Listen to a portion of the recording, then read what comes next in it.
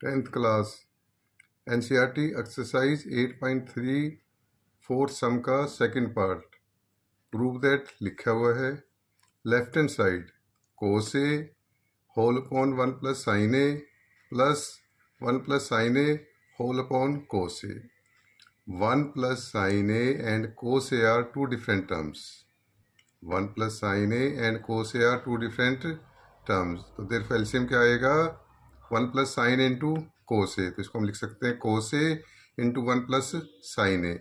अगर LCM first का denominator और सेकंड की डिनोमिनेटर के प्रोडक्ट से आया है तो इसको सोल्व करने का बिल्कुल इजी तरीका है cos A into cos A is equal to cos square A और 1 plus sine A into 1 plus sine A 1 plus sine A का whole square.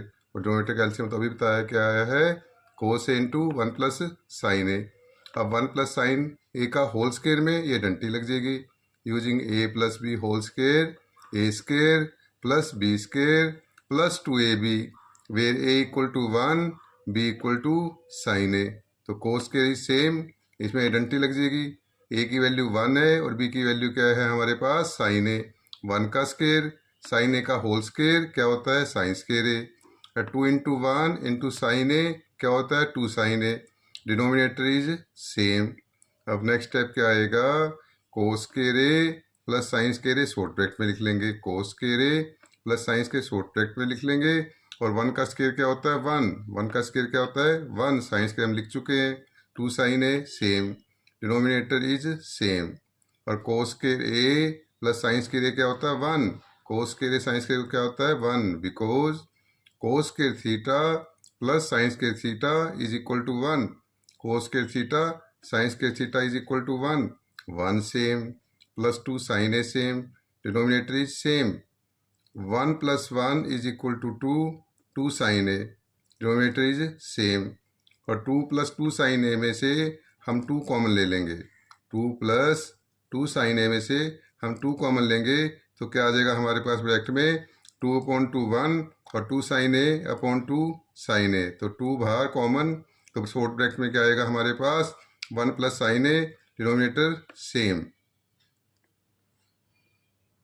Numerator is 2 short bracket में 1 plus sine A whole upon cos A bracket में 1 plus sine A. 1 plus sine A 1 plus sine A is cancel. 1 plus sine A 1 plus sine A is cancel. तो क्या बच गया हमारे पास 2 upon cos ए। क्या बच गया हमारे पास 2 अपॉन कोस ए। और 2 अपॉन कोस ए को हम क्या लिख सकते हैं 2 इंटू 1 अपॉन कोस ए। 2 अपॉन कोस ए को हम लिख सकते हैं 2 इंटू 1 अपॉन कोस ए। ये जो लिखना है A is not equal to 90 degree because cos 90 degree equal to 0। Cos 90 degree equal to 0 और 1 upon 0 is not defined. 1 upon 0 is not defined. तो 2 reciprocal cos A equal to sec A. Reciprocal cos A equal to sec A. तो therefore 1 upon cos A equal to sec A. तो क्या आ जाएगा हमारे पास 2 सेक ए। यही हमें prove करना है राइट हैंड साइड। वीडियो अच्छी लगे तो लाइक और सब्सक्राइब करें। कोई कमी हो तो जरूर बताएं। Thank you.